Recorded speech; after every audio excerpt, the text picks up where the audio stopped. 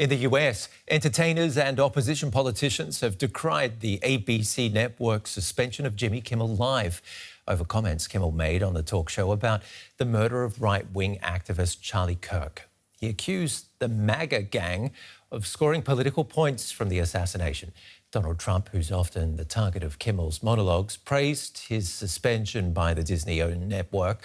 But Democratic Senator Elizabeth Warren said Trump was silencing free speech, and media companies were enabling what she called his authoritarianism.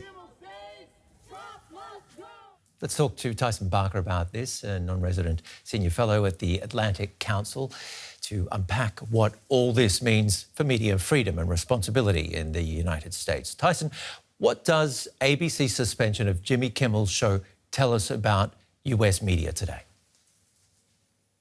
Well, clearly we're seeing a pattern emerging, first of all, dealing with late-night comedians that have traditionally had a kind of biting satirical tradition on U.S. politics on both sides of the aisle, that in this current, let's say, media landscape, that is being less tolerated by the broader ecosystem led by the Trump administration. The fact that the FCC chair made a pretty aggressive statement saying that the broadcast licenses of affiliates that air Jimmy Kimmel should be reviewed, definitely has a chilling effect on speech.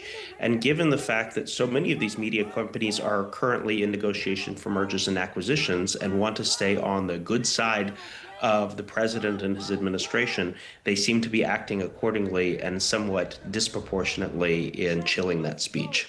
OK, tell us more about those threats from the FCC then. How unusual is it that regulators like the US federal regulator, the FCC, are drawn into such debates like this one? It's highly unusual. At least it's highly unusual until this year. I mean, clearly we've had moments in the United States where there has been very frayed emotions in politics and the mixture of politics and security. You can think of times after 9/11.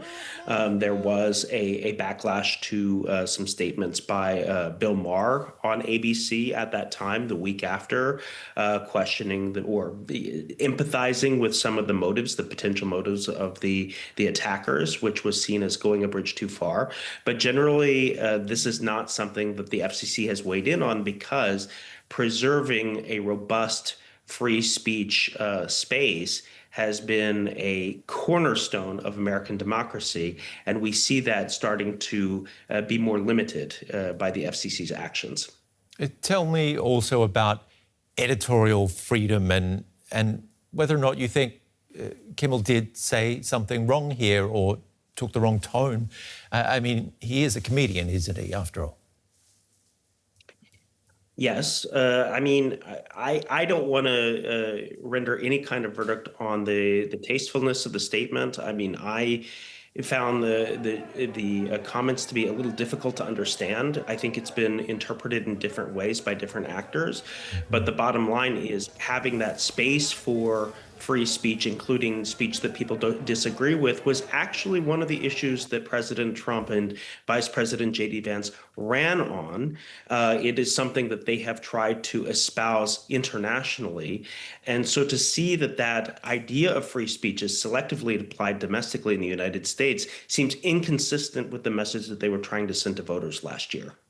Tyson Barker, Atlatinc Council, thank you. Thank you.